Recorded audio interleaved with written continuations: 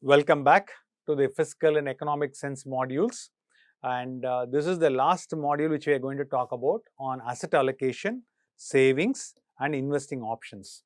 This we have already started seeing from each of the previous sessions, but here I am going to give you a consolidated primer on all these things. So we may take a little longer as compared to the other sessions and other topics. And here this we will be repeating it again. Some of the points whatever you have learnt in the previous sessions will be repeated again, so that you are completely clear with all the concepts, correct? So let's get into it.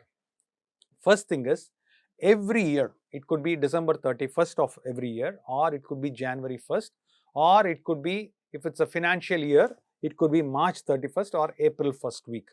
What you should be doing is, you should be doing something called a personal balance sheet.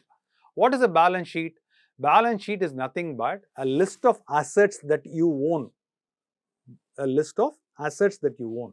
That means the cash that I'm going to keep at my house, the bank fixed deposits, could be savings bank, it could be fixed deposits or provident fund or recurring deposits.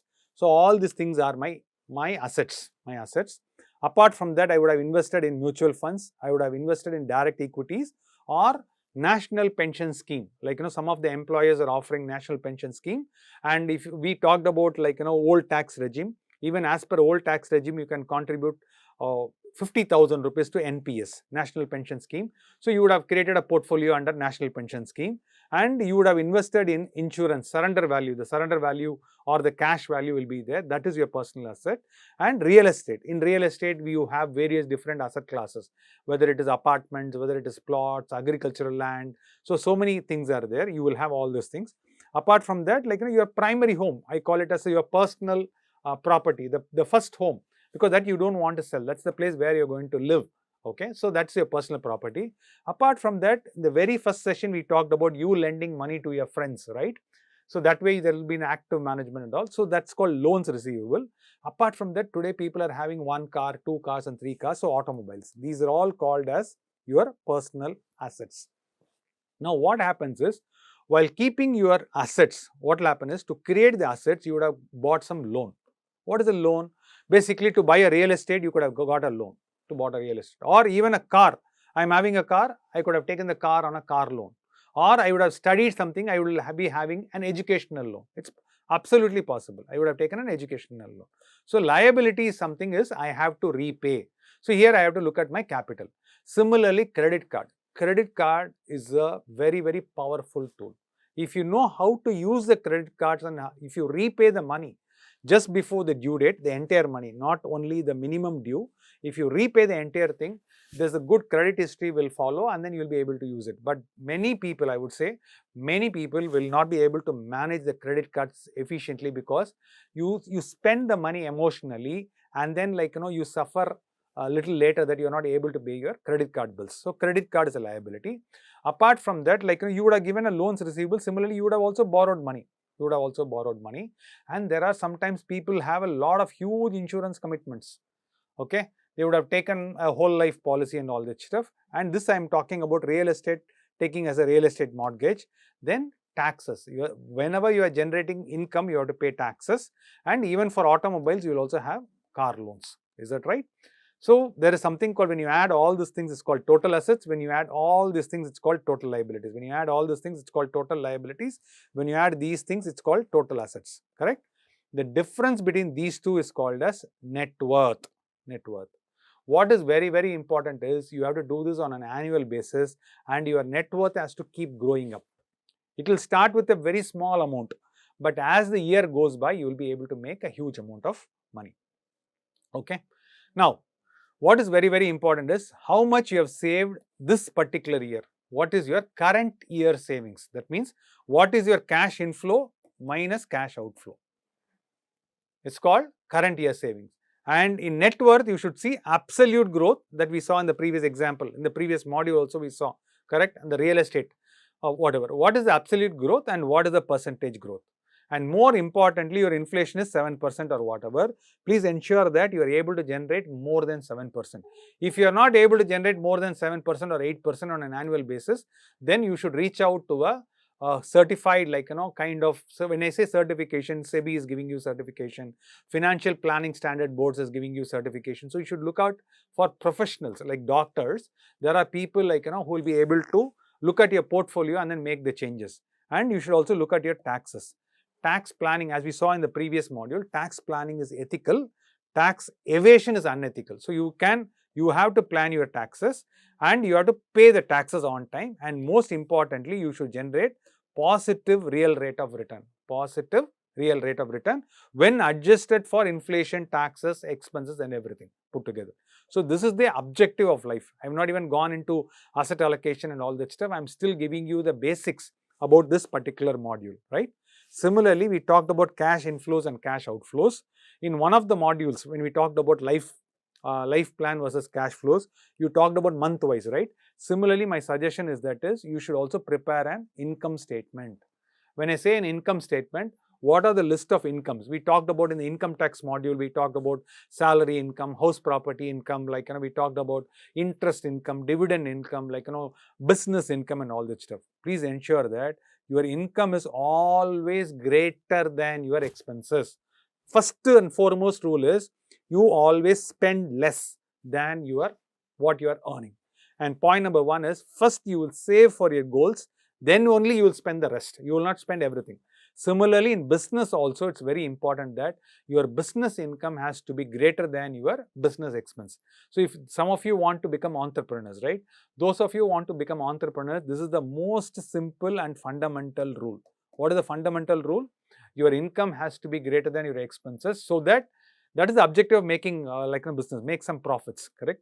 Similarly, your assets have to be greater than your liabilities. You should have positive net worth. This is what we saw in the previous slide. Positive net worth. And this net worth has to keep on growing. And most importantly, don't put all the money in real estate, physical assets. Not at all a good idea. We saw in that cash flow module also, typically we looked at 2000 to 2500 sample, and then we said that people go and buy an apartment and then they lock in the money. Is that right? That's what they try to do. Correct? And then we also saw the definition of net worth, and most importantly, your focus should be on growth in your net worth. And this you should be doing it jointly with your spouse. After marriage, you should do it with your spouse, because the reason is you both have this common vision. And you say that why you are saving, what you are trying to do, how you are building your financial portfolio. This is a very, very important stuff. I would suggest both people try to do this, correct? Now, why you should be preparing your balance sheet? Unless you measure what you have, you cannot make changes to it, or you cannot make the control over it. So you should keep monitoring it periodically, every 3 months or every 6 months or whatever. Then you can make all the changes. For example, sometimes we all make mistakes. Please understand, we talked about time, money, resources, and then we talked about those things in the very, very first introduction module. Please understand, some part of it, there will be leakage will be there. Let's say if you talk about time, not all the 24 hours will be very productive. There will be 1 or 2 hours where you want to relax in a day, or even in a 30-day period, in a 1 month period, maybe 1 or 2 days you want to take a break and then you want to refresh yourself. Absolutely possible. Same thing will happen with money also. Not all the money will be earning a lot of money for you. There will be some kind of learnings will be there. So you need to monitor it, very important. Another thing is you need to be controlling your expenses. Once you try to do all these things, you can have a direction in what direction you are moving in. So this way, there will be progress. There will be progress will be there. My suggestion is you should prepare this periodically. Don't try to do it on a daily basis. Not at all required. Either you can do it quarterly, or you can do it half yearly, that is every 6 months once, or you have to do it annually. Annually is a must. You have to do it annually. This is most important, correct? So you need to prepare your own balance sheet. And here is a simple form. For example, I said financial year. Financial year starts always in the April to March. So what happens is somebody had own house. I'm just giving you some random number, 100. So the own house, the market prices went up to 110. So there's an absolute percentage of 10%. So the portfolio went up by 10%. I had a car. Car is a depreciating asset. Car is a depreciating asset. After 10 years, the car value will go down further. After 15 years, it will go further down. So which means 10 will become 9, there's a 10% reduction is there. Whereas gold, sometimes it will go up, sometimes it will go down. For example, during pandemic, gold went up really high, up to $2,000 an ounce. But today it is hovering around 1650, 1670 and all that stuff. So that means gold will go up and go down. So your assets has been going up like this. Similarly, there are other options are there, which I'm going to talk about it. And we talked about direct equity, mutual funds and all that stuff. Sometimes you will also be losing money. Not all the years you will not be able to make money. Sometimes you will lose money, right? When you lose the money, don't worry about it, because if it's long term in nature, it will automatically bounce back. It will automatically bounce back. So your net worth was growing at the rate of 5.3%. So sometimes this happens, sometimes you will see 17% return. Even Warren Buffett doesn't have a straight line when it comes to returns. Even if you talk about Warren Buffett, the Warren Buffett returns will be like this only. This is how it will go up. It will go up, it will go down, it will go up, it will go down and all that stuff. This is what will happen. So this is how we should do return on investment. We had one module on how to compute return on investment as well. Okay. Now, this is the summary session I'm going to talk about. So here I'm going to talk about what to do with your investments, what to do with your investment options. This is what I'm going to talk about here. Okay. So I'll take each and every investment option and then I'll give you 1 or 2 minutes or maximum 3 minutes. I'll give you the entire summary, gist of it. You can always go to Investopedia, or I'll also give you certain URLs where you can learn a little bit more about it. I'll give you certain URLs so you can do self-study, right? Absolutely possible. So first thing is mutual funds. Mutual funds are one of the best ways to make money. What happens is you give the money to a professional and that professional starts investing. So here you try to invest in a debt mutual fund. I'm here, this particular part which I'm talking about is called debt mutual funds. So debt mutual funds or hybrid also. What is meant by hybrid? You invest in equity plus you also invest in debt. This is what we are talking about. Now what happens is sometimes they will say that I will invest 65% in equity and 35% I will invest in debt. Then what will happen is Government of India says that if anybody is holding 65% in equity, you will have equity taxation. Equity taxation means higher risk, higher return. Taxes is also lower. But if you go for fixed income, fixed deposits and all, there what will happen is you will get standard returns, but being an interest income, the taxes will be very high. The only advantage while investing in mutual fund is indexation. We learnt about CPI. We learnt about in one of the fund, in one of the sessions on inflation, we learnt about consumer price index. Now what happens is Government of India says that if you hold your debt instrument for 3 years, you will get indexation benefits. So till such indexation benefit, you don't have to pay any kind of taxes. Over and above indexation, only on the additional alpha, only on the additional income that you generate, give me some 15-20%. So 20%, actually it is 20%, right? This is what it's saying. When you are investing in a hybrid or a debt mutual fund, when you invest, it's very important that you should know what is the yield to maturity. Today, as we speak, when I am recording this particular session, in November 2022, the yield to maturity from government, it's around 7.5%. GSEC, I'm calling GSEC, correct? But if you reduce the expenses and all, let's say 30-40 bips as expenses, trading expenses and other things, you will get 7.1%. And if you hold it for 3 years, you will get indexation benefit. So this is a slightly better one to invest, right? But if the interest rates are going to keep on going up, what will happen is there will be your bond value will start going down, right? Please understand that this will also carry some kind of risk. Here I am listing down 2 experiences. One is called Franklin Templeton and another one is called ILFS. So there are some times where you will have negative, you will not be able to make some money. Sometimes there will be some little bit of risk will be there, correct? So we have learnt about mutual funds. I am not covering about equity and all that stuff. I'll be talking about it later. Now let me go to the next this one. This one is very, very safe. RBI bonds. RBI, because even if the government doesn't have money, you don't have to worry.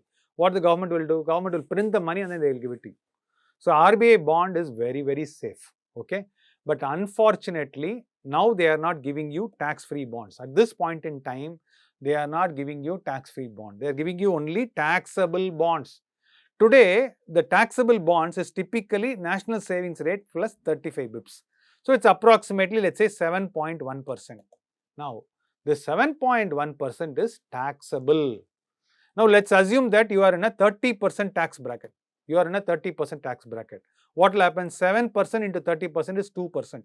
So, what will happen? You will make only 5.1% interest after paying taxes. If you are going to make only 5.1% after taxes, what about your inflation? We talked about food inflation. We saw in the definition of food inflation, tur dal, moong dal, urad dal. We talked about wheat, rice. We talked about all that stuff, right? That is 7%. So, investing in an RBI bond, sometimes you will be losing your purchasing power is lost. So, please understand that is the drawback of investing in a RBI bond, okay? But if you are retired, let's assume that you are retired, some portion of it you can keep it in RBI bond, nothing wrong with it, correct? Now, another famous instrument today in the market is called fixed deposit, bank fixed deposits, okay? Now, bank fixed deposits in State Bank of India is around 6%, 6 to 6.5. HDFC Bank, ICICI, Axis and all, the interest rate is 6%. But if you keep it if you give it to small finance bank, Ujjivan, Equitas and all, you can get 8%. Is that right? You can get 8%. But unfortunately, is the capital is safe? The answer is no. The capital is not safe. For example, Yes Bank. Yes Bank had some kind of trouble. Let's talk about Lakshmi Vilas Bank. They had some trouble. When I used to work in 2001, there used to be a bank called GTB, Global Trust Bank. The name is Global Trust Bank, but unfortunately, we couldn't trust their deposits, correct? So, what will happen is the same kind of problem. Taxability means you have to pay taxes at the rate of marginal rate of taxes, and your real rate of return is negative. And what is meant by FD strategy? You can have something called laddering strategy. What is meant by laddering strategy is don't put all the fixed deposit at the same maturity date. Something can something can mature in 1 year, something can mature in 2 years, something can mature in 3 years.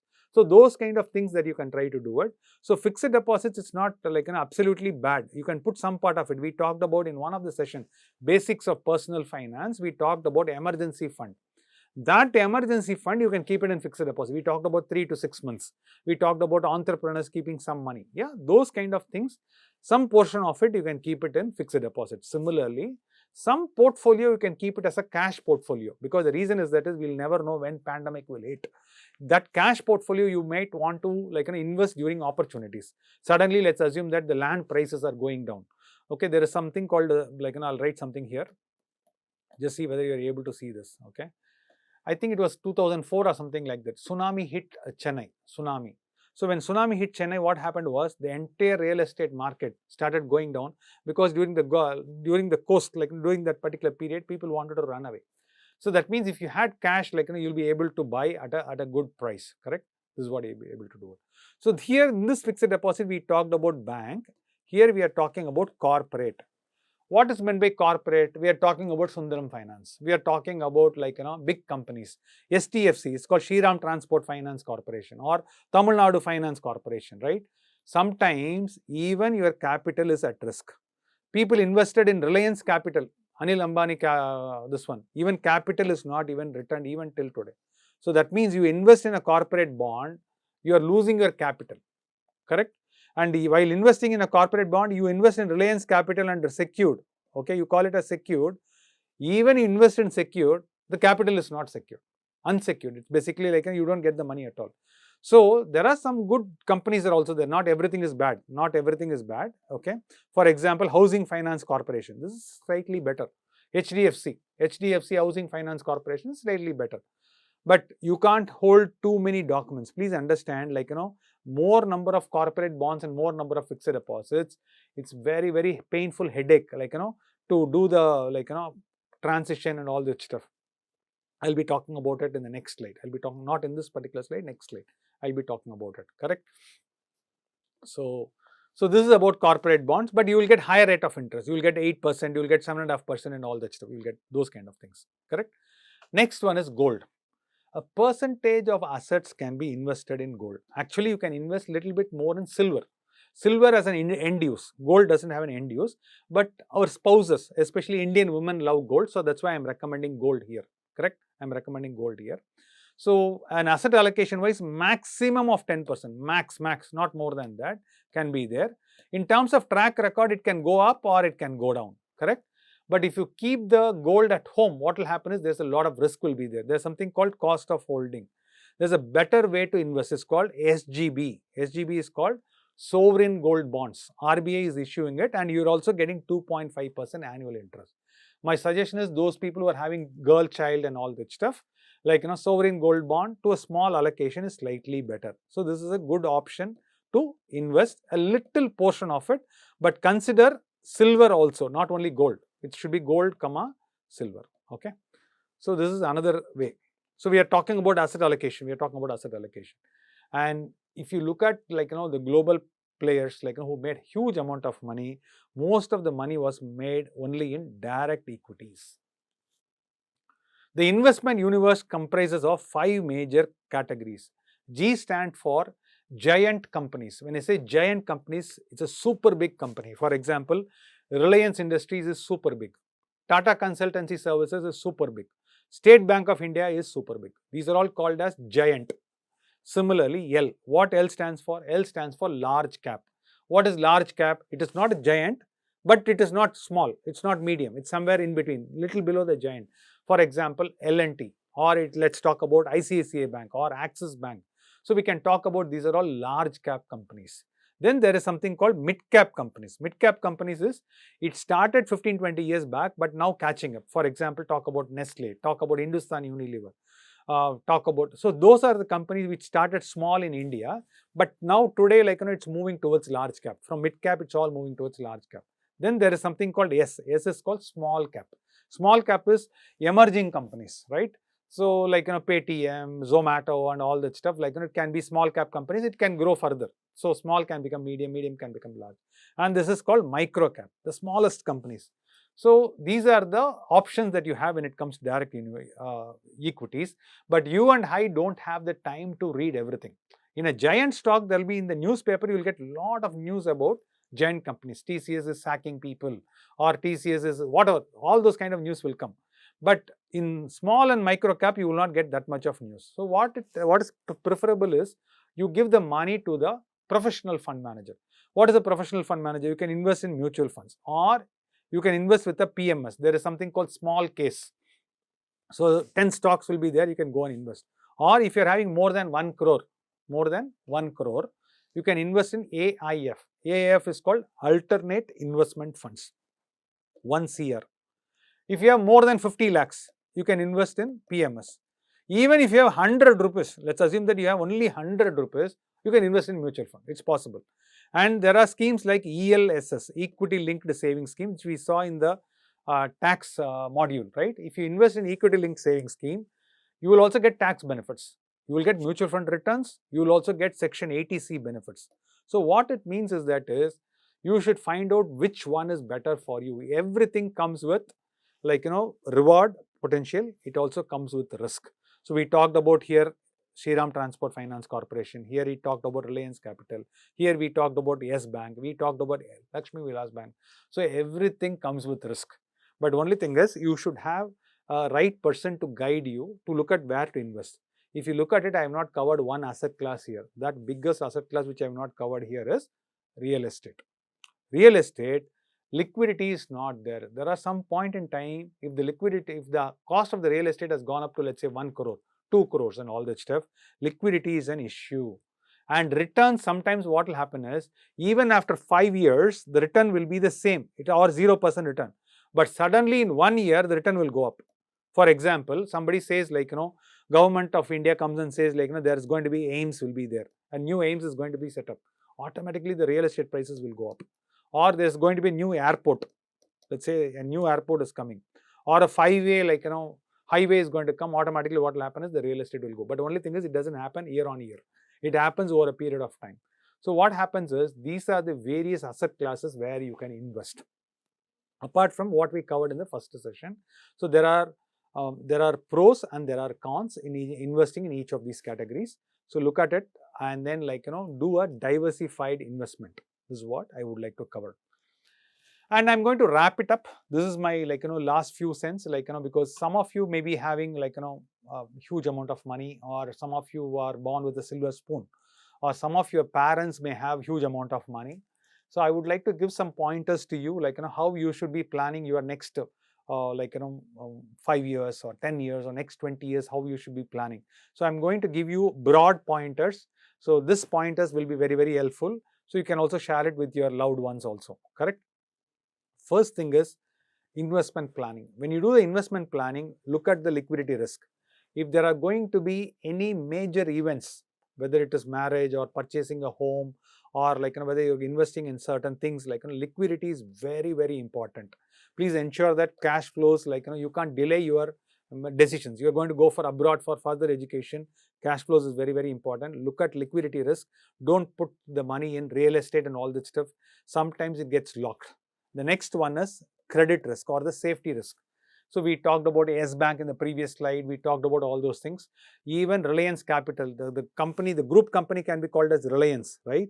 But you ran a credit risk over there. S Bank, people invested in 81 bonds in S Bank, and then they lost money. Lakshmi Vilas Bank, it's a bank, but still people lost money. Okay, and another one is volatility risk. Please understand that always the returns are not going to be like this. The returns will go up, go down, go up and go down. Next year, people are talking about recession. We really don't know what's going to happen.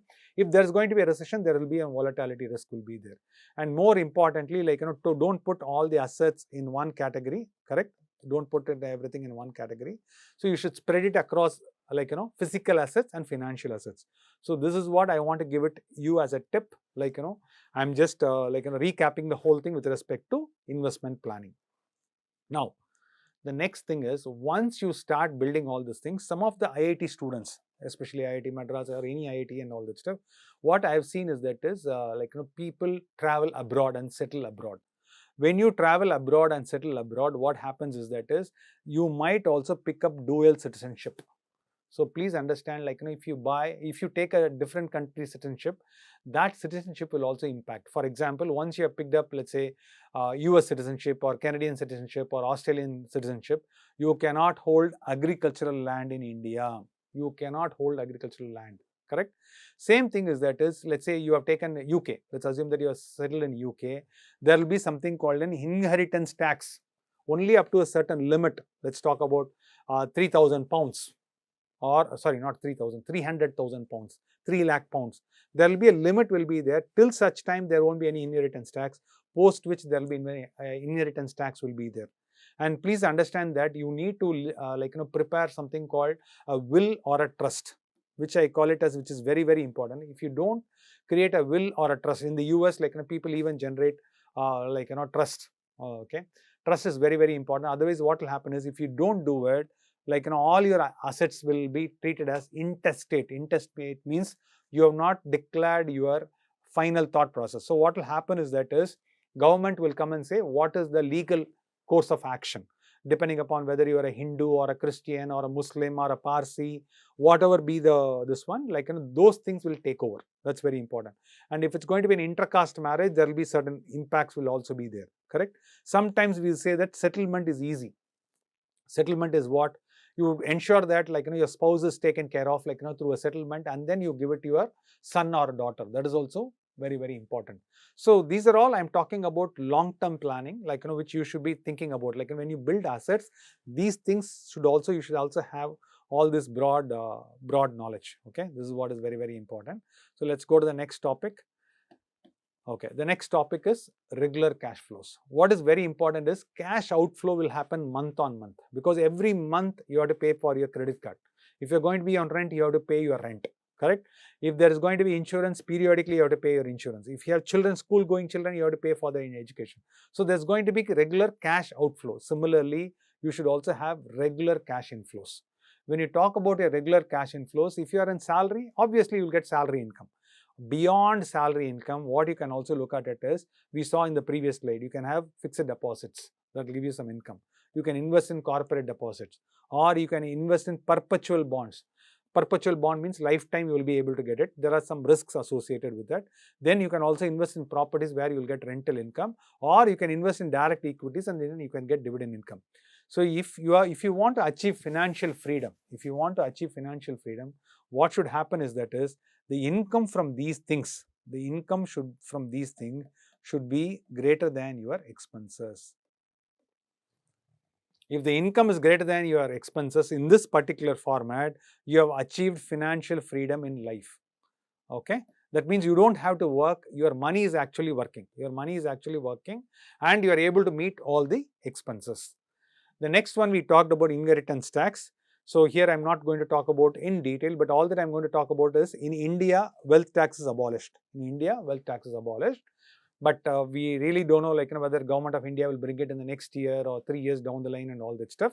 But developed economies like US or like you talk about UK and all, they have estate duty and then they have inheritance tax. Okay, so it's a matter of time. So you need to plan accordingly. Okay, and more importantly, healthcare is very, very important. The healthcare, we talked about inflation. In the inflation module, we talked about it goes up at the rate of even 10 to 15%. So which means that you need to have adequate cover, start covering yourself at a early age. Don't only look at your employer insurance, look at other things as well. Okay, so you need to have a family doctor. And in terms of policies, you can have 3 or 4 different types of policies. You can have an employer policy, you can have a base policy, you can have a top-up policy, or you can have a super top-up policy. Please ensure what are the exclusions. Sometimes pregnancy and all is not being covered. Okay, so what are the exclusions? So you should ask for for example, if you're newly married and all that stuff, it's very important that it's covered, everything is covered, okay, with a copay or whatever. And please ensure that you go and declare everything right, because pre-existing disease will not be covered for a period of 4 years. Okay, pre-existing means BP, sugar, and other things are there. You should go and declare it. Otherwise, if you don't do any, no claim and all this stuff, you will also get bonus. So when you look at personal finance, don't look at only money generating money and all that stuff. You should look at holistically among all these things. This is what is very, very important. And more importantly, we talked about in the tax module, we talked about in the previous module also, tax planning is ethical. Tax evasion is unethical. Sometimes you try to go do certain things when your child name or spouse name. Please understand, income tax will do the clubbing provisions. So take proper advice. Okay, don't try to do all these things. If you are a Hindu, there's a great concept called Hindu undivided family. You can't have salary income here. You cannot have salary income here. Apart from that, you can have other incomes. So there's a way to manage stuff will be there. So gift also up to the range of if it's from blood relatives, you can have any amount of gifts, but from others it should be less than 50,000 per annum. If it is more than 50,000, you have to declare it. And annuity income, there will be something called tax-free annuity incomes are also possible, in the sense that if you get 10 times cover, 10x cover, your annuity income, some of your guaranteed income plan will be tax-free. You should also use this effectively. You should also be using it effectively, especially when you cross 50, 45, 50 and all that stuff. You should be using that effectively. And more importantly, you need to have a will. Will is very, very important, because there you go and tell what is your last will. Whether you are in US, Canada, Australia, Singapore and all that stuff, you need to have a will. What will happen? So I think with this, we are covering we covered a lot of topics in this whole session. I would like to thank IIT Madras for providing, and big gratitude to all my mentors, teachers, gurus, IIT Madras and everybody for providing this. I've done a curation of all these things, and you can also learn a lot by doing learning all these things. And things keep changing as we speak. Things keep changing over a period of time. So you need to keep investing your time, and you need to upgrade your skills day in and day out. Thank you so much, and wishing you success, a great success in your life. Thank you. Thank you.